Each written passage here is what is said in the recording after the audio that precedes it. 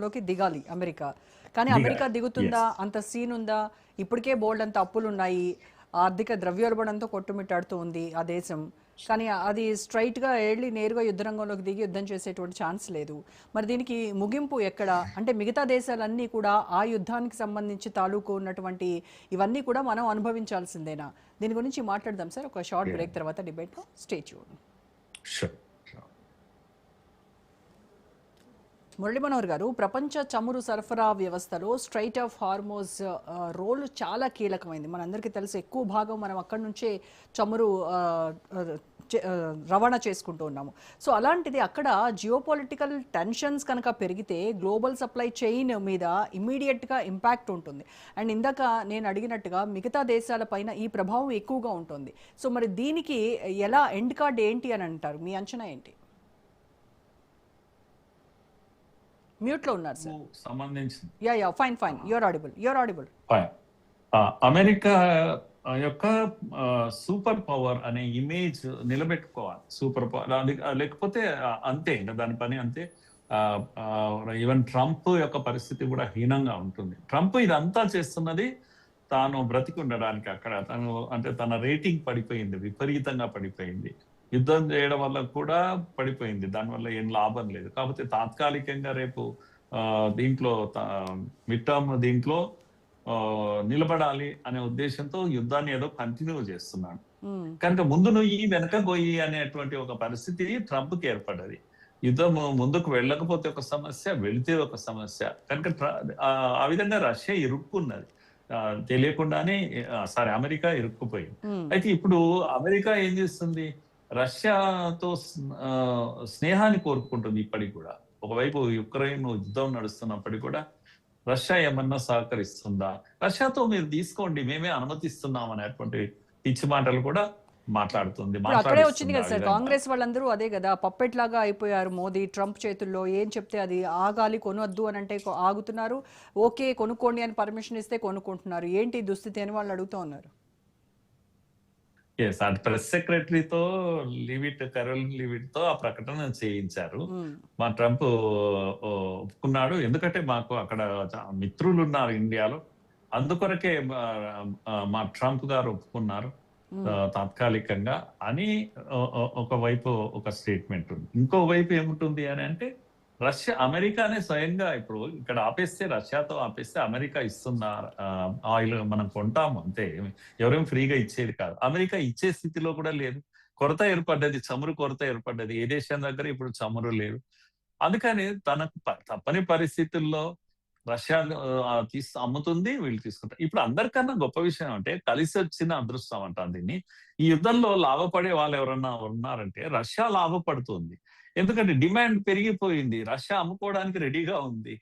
ఆ పోనీ ఇంతకుముందు శాంక్షన్స్ అని అవి అని ఇవన్నీ అమెరికా ఇవన్నీ మాట్లాడారు. ఇప్పుడు ఆ శాంక్షన్స్ కూడా ఏమీ లేవు అన్నట్టుగానే చెప్పేస్తున్నారు. ఈ ప్రకటనలో ఉద్దేశం మేకపోతు గంభీరం ఉన్నప్పటికీ కూడా మేము అనుమతించామని. మీరే ఫ్రీగా ఇస్తున్నారా ఆయిల్ ఏమన్నా అనుమతించడానికి? ఇది అంతా ఒక పిచ్చి మాటలు. మనము అప్పుడైనా మేము ఆపేశాము అని చెప్పలేదు. అమెరికా చెప్పంగానే మేము ఆపేశాము రష్యాతో కొనడం అని మనం ఏం చెప్పలేదు.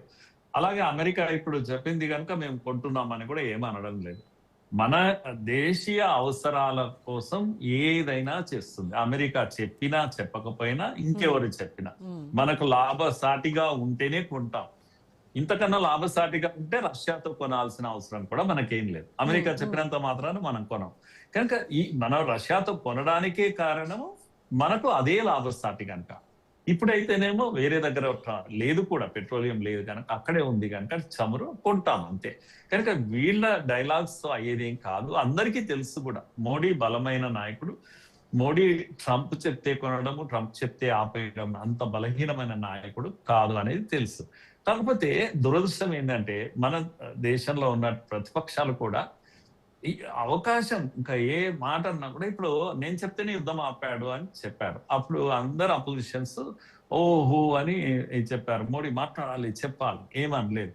మరి అరే చచ్చేవాడివిరా నువ్వు అని పాకిస్తాన్ చెప్పారు. మరి 3 కోట్ల మంది చనిపోయేవారు, నువ్వు కూడా చచ్చేవాడివి అని అన్నాడు. ఇప్పుడు ఏమంటారు? మరి అది కూడా నిజం అని చెప్పాలి కదా. కనుక ఈ అమెరికా ట్రంప్ యొక్క తెంపరితనము తెలిసిన విషయం. అది ట్రంప్ ఆ అవునంటే కాదనిలే, కాదంటే అవుననిలే అనే ఒక ఇది ఉంది కదా, అలాంటి మాటలన్నీ ఆయన మాట్లాడతారు కనుక ఆయన మాటలకు ఎవరు కూడా అంత సీరియస్ గా తీసుకోవాల్సిన పని లేదు. సినిమాల్లో ఒక జోకర్ లాగా అయిపోయాడు ఆయన.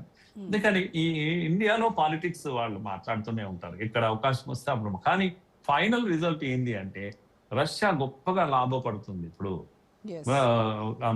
ఈ యుద్ధం కారణంగా. ఎందుకు అంటే ఒకటేమో చమురు తన నిక్షేపాలు ఉన్నాయి, అమ్ముకుంటుంది, మంచి ధర వస్తుంది. ఇంతకుముందు ధర రాలేదు, ఇప్పుడు ధర వస్తుంది. రెండవది ఉక్రెయిన్ మీద శ్రద్ధ పెట్టే అవకాశాలు అమెరికాకు లేవు. ఉక్రెయిన్ ను సపోర్ట్ చేసే యూరోపియన్ కంట్రీస్ కూడా నిశ్శబ్దంగా ఉన్నాయి, వాటికి అంత ఓపిక లేదు ఇప్పుడు. కనుక ఈ టైంలో ఉక్రెయిన్ చావు దెబ్బతీస్తుంది ఏది రష్యా. ఈ రెండు రకాలుగా రష్యాకు లాభం జరిగింది. పైగా ఇండియాను ఏమీ అనలేనటువంటి ఒక స్థితి. ఏది ఏమైనా ప్రపంచం మాత్రం ఏమంటాం, టాప్సీ టర్వీ అంటాం, ఉల్టా పుల్టా అయిపోతుంది ఈ దెబ్బకు. మీరు అన్నట్టుగా ఏంటి, సప్లై చైన్స్ అన్ని ఆగిపోతున్నాయి ఇప్పటికే, ఉక్కిరి బిక్కిరి అయ్యేటువంటి ఒక పరిస్థితి ఉంది. చైనా కూడా కంపల్షన్స్ ఉన్నాయి అక్కడ. హర్మూజ్ దగ్గర మూమెంట్స్ లేకపోతే ఎన్నో దేశాలతో పాటు అత్యధికంగా ఆయిల్ రిక్వైర్మెంట్ ఉన్నది చైనా తర్వాత ఇండియా. కానీ చైనా కూడా అక్కడికి రావాల్సిందే. అక్కడ షిప్ ఎప్పుడు బయలుదేరుతుందా అని చూస్తున్నారు ఇప్పుడు. ఈ రోజు ఇండియా కూడా తన ఆయిల్ షిప్ ఒకటి బయలుదేరాలంటే నేవీ కాపలా పెట్టి, నేవీ ఫోర్స్ కాపలా పెట్టి తీసుకొచ్చే ఒక గొప్ప ప్రయత్నం ఒకటి చేస్తున్నారు. ఒక్క షిప్ ను తీసుకురావడానికి ఎంతో మంది సైన్యం కాపలాతో తేవాలని ఒక ప్రయత్నం జరుగుతా ఉంది ఇండియా. అట్లా ఒక్కొక్క దేశమే తీసుకొచ్చే పైగా ఇరాన్ తో కూడా మాట్లాడారు అని. ఇరాన్ కూడా ఒప్పుకున్నది ఇండియా తీసుకెళ్ళడానికి అగ్రి అయ్యిందని కూడా తెలుస్తుంది. ఇలా ఒక్కొక్క షిప్ తెచ్చుకుని మనం బ్రతకాల్సింది అన్ని దేశాలు కూడా. అది కూడా మీకు గుర్తు